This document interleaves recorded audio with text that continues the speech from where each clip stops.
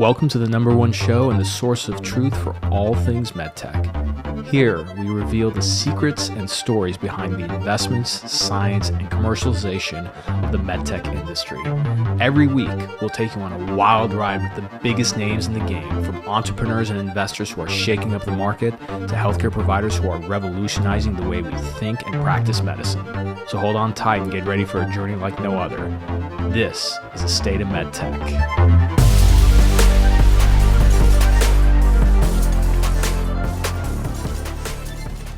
Welcome back to the show, everybody. And today's episode is about the professionals, both physicians, medtech professionals, entrepreneurs, who say, I'm working hard and I'm sacrificing for my family. And is that really the case, or are we just really making a huge mistake and trying to convince ourselves otherwise?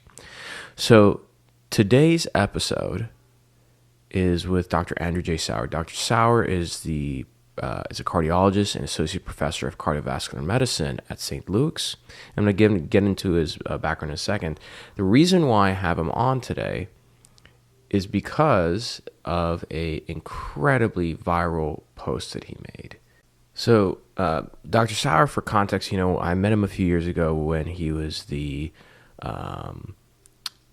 chief of the University of Kansas's Division of Advanced Heart Failure Therapies and Cardiac Transplantation, which he founded and set up at a very young age. And so, like many physicians, Dr. Sauer was just on a rocket ship. I mean, he was the division chief for a very successful department, was having all the success, but that was coming at the expense of his home life and his family. And so he actually took to Twitter and LinkedIn. He has a huge following on Twitter, and he's been now developing a following on LinkedIn, where he was posting a lot about the success and failures of being a father, being a husband, and being extremely vulnerable with what that means.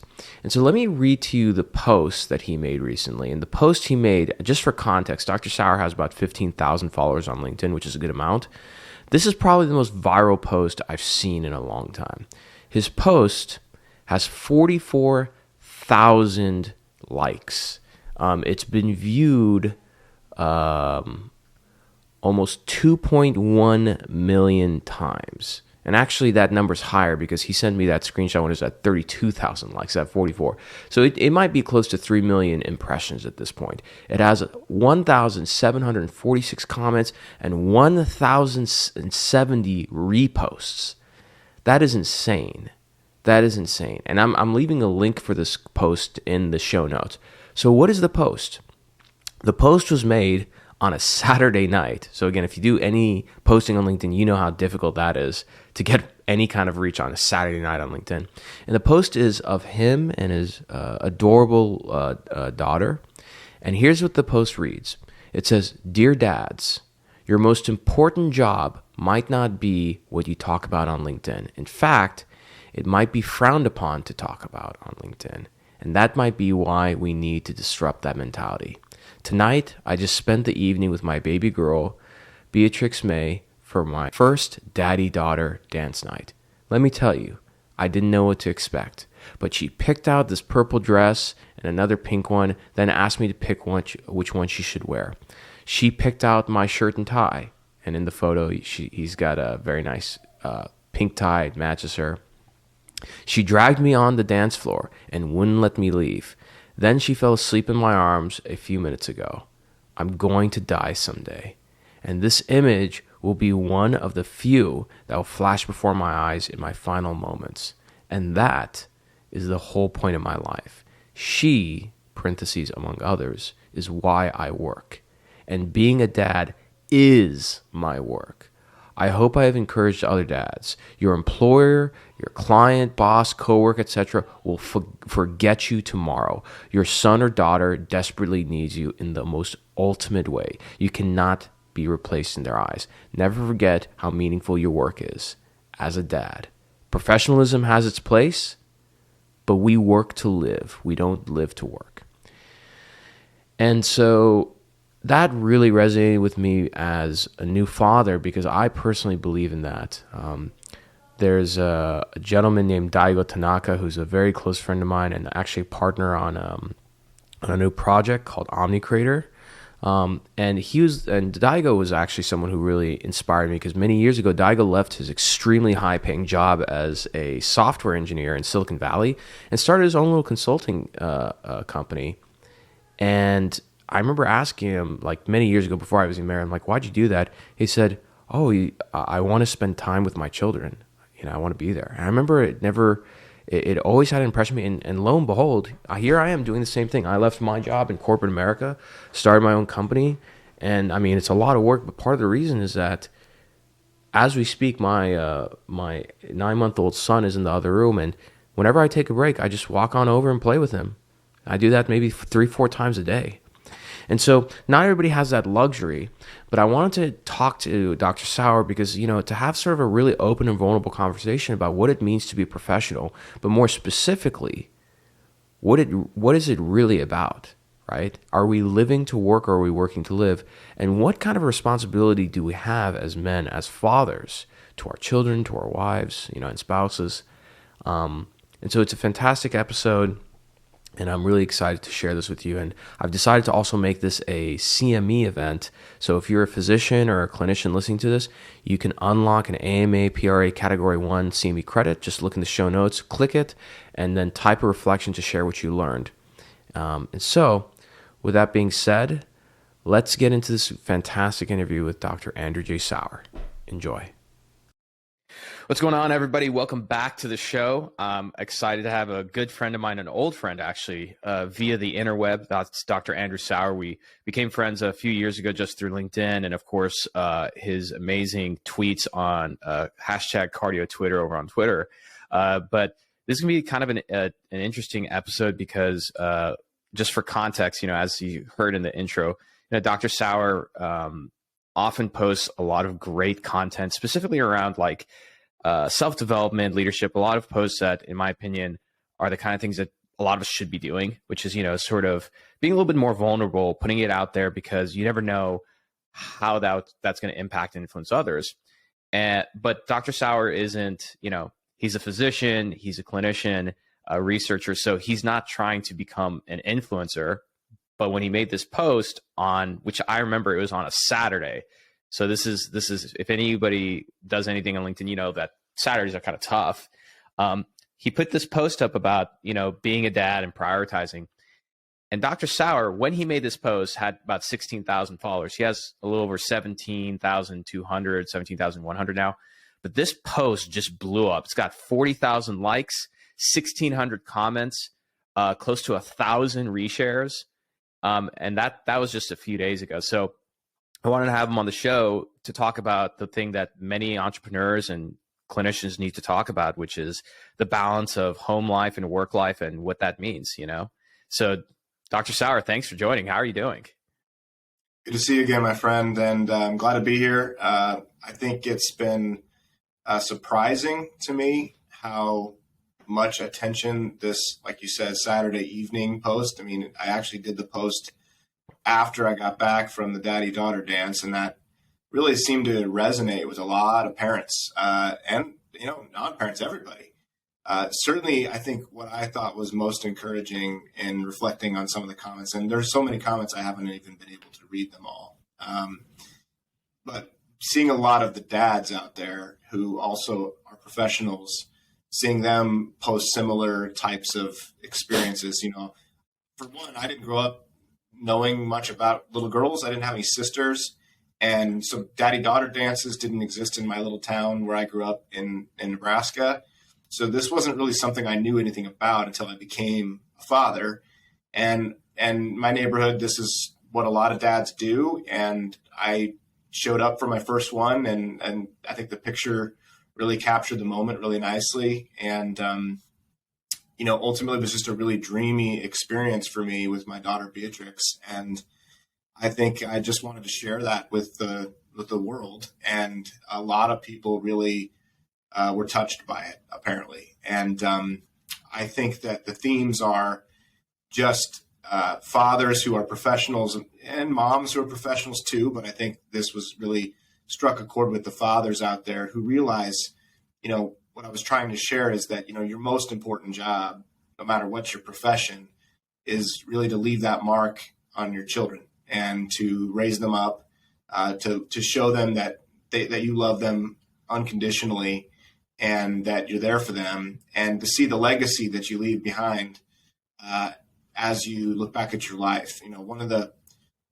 the lines in my post, which I think really captured people looking back at the comments, was just acknowledging that, when you look back at your life, I believe that there's going to be moments that flash before my eyes in my final moments of life. And this was one of those images that I wanted to capture and preserve in my memories, because I think to an extent, that's about all we really have is our memories as we go forward in life, and we accumulate these memories. And I realized, it's not just about my memory of her and that experience, but a lot of people messaged me privately or put comments in about how this is also going to be a memory for her. She's 4.5 years old, and it'll be something that she remembers forever too. So that's what we're trying to do for our kids. And I'm just trying to be a voice for normalizing that's part of who we are. It's a big part of who we are, and we should talk about it.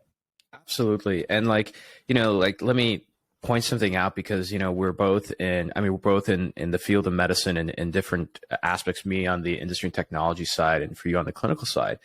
But, we're both very ambitious guys, with our careers and everything. And I think that the narrative that we're used to seeing for a long time is this idea of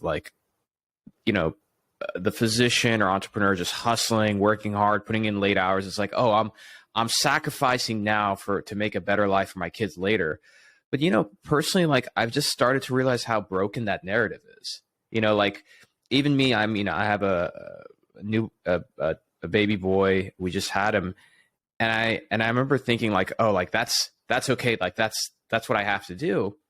But then I look at the people who, build massive companies, made millions, if not billions of dollars. I'm like, do I want that life, which is you waste all this time working hard to make all this money, and then now you're spending it to try and make up for that lost time. And you're never going to make it up, because not only is it the memories that you're trying to create, because that's all we get, right? Like taking kids on, buying a nice house or going on vacation. It's all to make memories. But there's only one period where, my son is only going to be 8 months old once in his life. You know what I mean? And I think your post also, I've personally noticed on my LinkedIn, other people fathers and mothers, posting things about their kids and everything. And today, for me, I just realized today, I broke over 30,000 followers. And so I was like, oh, this is a good time to reintroduce who I am. And I would have normally do this, but your post was, of course, in my mind. And I'm like, I don't want people to know me as oh, Omar, the business owner or entrepreneur. So I start off by saying, hey, I'm a proud husband and father. And my picture, rather than a picture of me talking or doing all these things, I'm proud of my family. So I put a photo of my wife and myself and my kid. And part of that was because of the impact that you had with your post. And I just think it's good that more people should share this part of their life. Yeah. And I think that we do tend to think, well, I'm hustling, as using the word that you used. Hustle culture. I'm getting after it in my job because I want to create this legacy for my kids, and that legacy word is kind of it's a big word, and I think it's got it's an emotive word, and I think that we have to stop and think about what that means. And so for me, what I've started to reflect on is legacy is sort of I've seen this described in other ways by a guy in our field, kind of a luminary in our field. His name is Milton Packer, who said, this is how we chase immortality. So, ultimately you could argue that